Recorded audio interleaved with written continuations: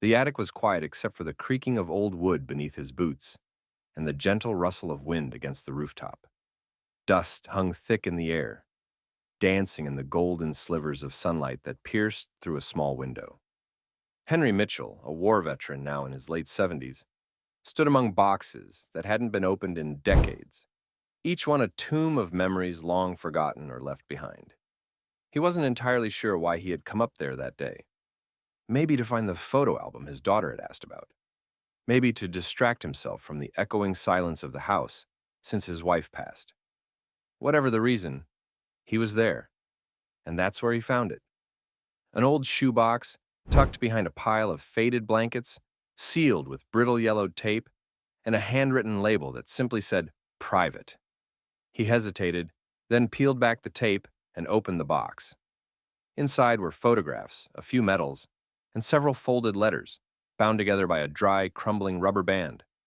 Most were letters he'd received during his time in Vietnam, familiar handwriting from his mother, his younger brother, and one envelope stood out.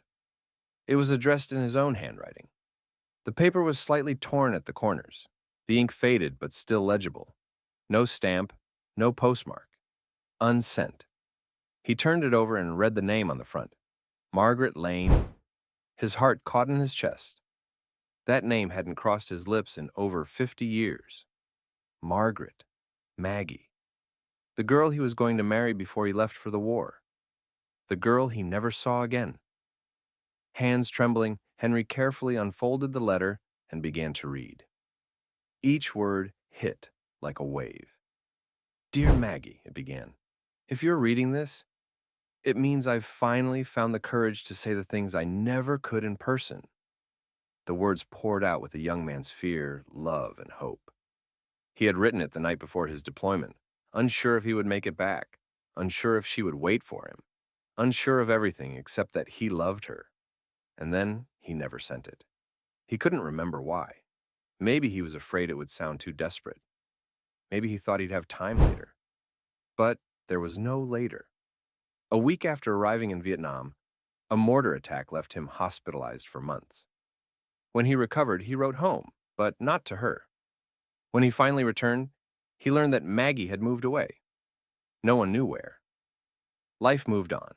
He married someone else, had children, and buried the past deep in the corners of his mind. But now, holding that letter again, Henry felt something he hadn't felt in decades. Regret. Not the kind that fades with age, but the kind that settles in your bones. He read the letter again, then again. The words didn't feel like someone else's. They were still his, still raw and true. And suddenly, the thought crept in. What if she's still out there? It was foolish, he knew that. She might be gone, she might be married, or she might not even remember him. But still, the idea rooted itself in his mind.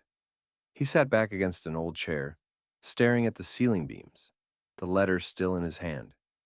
The past, long buried, now stirred with the force of a storm. That night, Henry couldn't sleep. He kept the letter on his nightstand, reading it over and over, as if memorizing a message from a younger version of himself. The next morning, he pulled out the ancient laptop his grandson had given him years ago and began to search. He tried every version of her name he could remember. Margaret Lane, Maggie Lane, Ems Lane. There were too many results, too many dead ends. He didn't know where to begin. She had lived in a small town back then, just outside of Baltimore. But people moved, changed names, disappeared. After hours of scrolling, he finally found something, a high school alumni page from 1965. There was a photo, her photo, and a name, Margaret Lane, now Margaret Foster. A jolt ran through him. He clicked further, found an address listed in an old reunion post from a few years ago. A town in Virginia, it wasn't far, just 3 hours' drive. He stared at the address for a long time. Then he printed it. The next day, he stood in front of the mirror and brushed his thinning hair. He put on a clean shirt, his best jacket, and tucked the letter into his breast pocket. His hands shook as he started the car. Every mile felt heavier than the last, like the weight of 50 years was pressing on his shoulders. What if she didn't recognize him? What if she didn't want to see him? But he drove anyway. When he finally reached the town, the sun was beginning to dip below the horizon. He followed the GPS down a quiet road lined with trees and quaint houses. He pulled up to a white cottage with blue shutters and a mailbox that read Foster. He sat there for a long time, staring at the house. Lights were on inside. He could see movement through the kitchen window. His heart pounded. He reached into his pocket, took out the letter, and held it tightly. Then, slowly, he opened the car door and stepped out. The moment the door opened, Henry felt time collapse in on itself. The woman standing in front of him was older, yes. Her silver hair pulled into a loose bun, her frame a bit smaller than he remembered. But the eyes, those soft, hazel eyes, were exactly the same. She blinked at him, confused at first, her hand still on the doorknob, her body frozen in place, as if her mind was trying to catch up with her eyes. Henry took off his cap slowly. Maggie, he said. The name came out fragile, like something that might break if spoken too loudly. She stared at him. Her lips parted slightly, but no words came. The silence stretched, filled only by the quiet hum of cicadas outside and the racing heartbeat Henry could feel pounding in his chest. It's me, he said again. Henry! For a second longer, she didn't move. Then her hand slowly came up to her mouth, her eyes wide. Henry? She whispered, barely audible. He nodded. This wasn't how I planned it, he said, his voice cracking. But I found a letter. One I wrote to you before I shipped out. I never sent it. I just found it last week, and I needed to see you. Still, she didn't speak. Her hand trembled slightly on the doorknob. Then, softly, she stepped back and opened the door wider. Come in, she said. The living room was warm, with family photos lining the mantel and a gentle fire flickering in the hearth. Henry stood awkwardly just inside the door until she gestured toward the couch. Please, sit.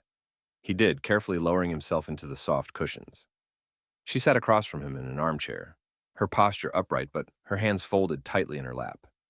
You're real, she finally said. You're actually here. Henry offered a faint smile. I wasn't sure if you'd remember me. Remember you? She laughed softly, but it was tinged with sadness. You vanished, Henry. One day we were planning our life together and the next, nothing.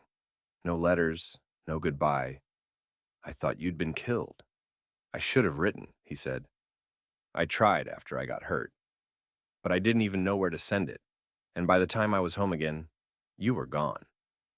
I didn't know where to find you. So you just moved on? She asked, not with anger, but with genuine curiosity. Eventually, he admitted, but I never forgot you. I kept that letter hidden away, without even knowing it.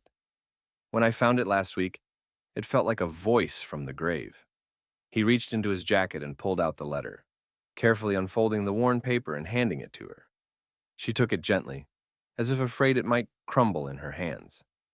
As she read, her expression softened, her lips pressing into a thin line. Her eyes welled up. She read in silence, her fingers brushing across the ink like it was something sacred. When she finally looked up, tears shimmered in her eyes. I waited for you, she said. For 2 years. I wrote you every week until the letters came back. My parents said I should move on, so I did. Eventually I met Charles. He was kind. He loved me, and I loved him in my own way. We had a good life. I'm glad you found someone, Henry said sincerely. I'm married too. She passed 3 years ago. A pause hung between them, heavy but not uncomfortable. She looked at the letter again. This feels like a message from another life, she said. It is, he nodded.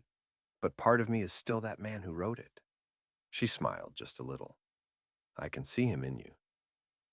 For a while they talked about their lives, their families, the paths that diverged and crossed again by some strange twist of fate. She showed him photos of her children and grandchildren. He told her about his time in the service, about the quiet years after.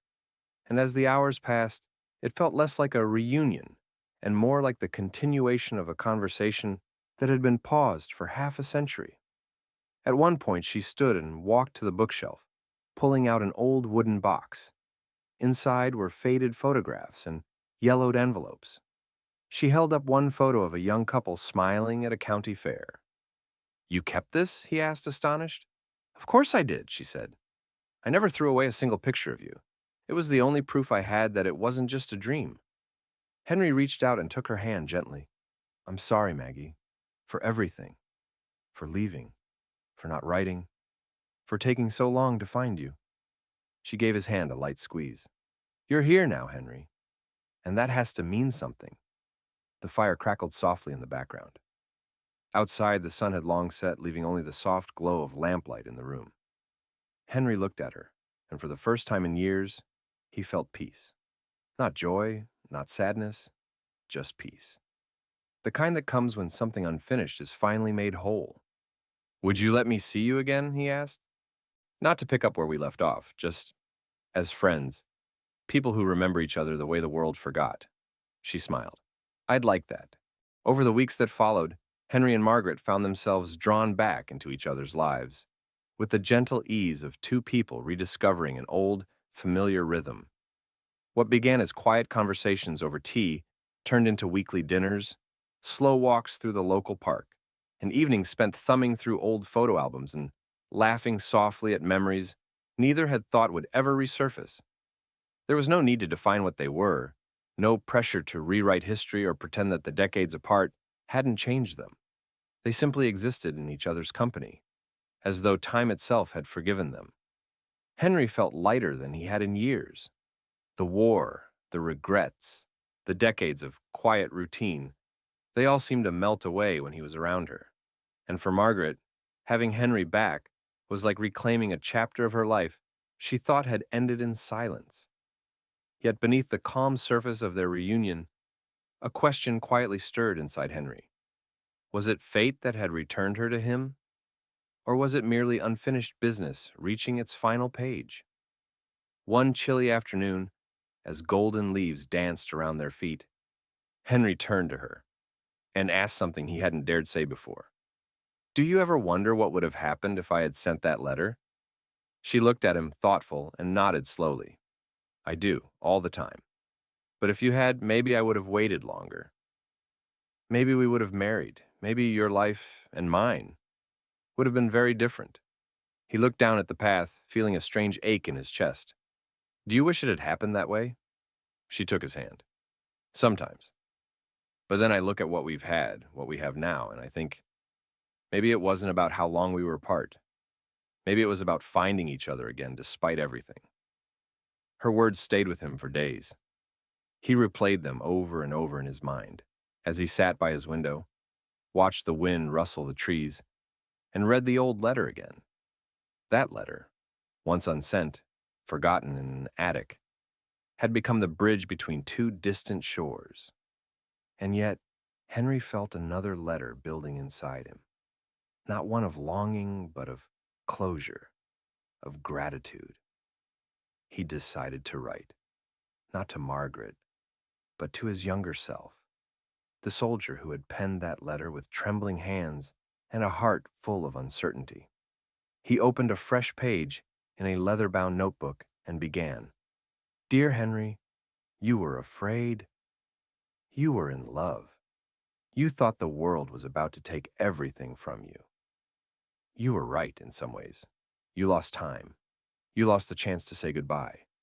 But I want you to know that you didn't lose everything. One day, long after the pain and confusion, you'll find her again.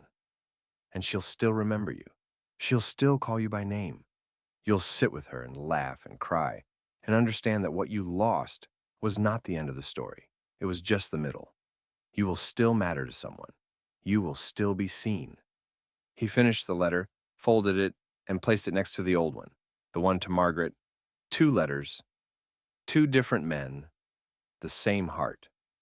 As winter approached, Margaret invited Henry to a holiday gathering with her children and grandchildren. He hesitated at first, unsure of his place among her family, but she insisted. They know who you are. I've told them everything. They want to meet you. Nervously, Henry agreed. The house was filled with warmth and laughter. Children ran around with ornaments, adults shared stories over cider, and everywhere Henry looked, he saw the ripples of a life well lived. When Margaret introduced him, she placed her hand on his shoulder and simply said, This is Henry. He's an old friend. Her eldest granddaughter approached him later, eyes wide with curiosity. You're the one from the letter, she said. Henry smiled. I suppose I am. That night he sat beside the tree and watched as Margaret unwrapped a small box. Inside was a necklace he'd once given her when they were young, a silver pendant shaped like a tiny bird. She held it up and smiled. I kept it, she said, all this time. Henry looked at her and realized that some things, once given, never truly leave us. As the new year approached, Henry began to feel a sense of contentment he hadn't known he needed. One day, sitting in his favorite chair, he wrote a third letter, this time addressed to no one. It simply read, "Thank you for the time, for the second chance, for the last letter that finally found its way." He placed it in the same box where the first letter had once been hidden. The story had come full circle. And though life continued, as it always does, with its changes and its endings, Henry knew now that not all things lost are gone forever. Some just take a little longer to be found. And sometimes the words we leave behind are the ones that bring us home.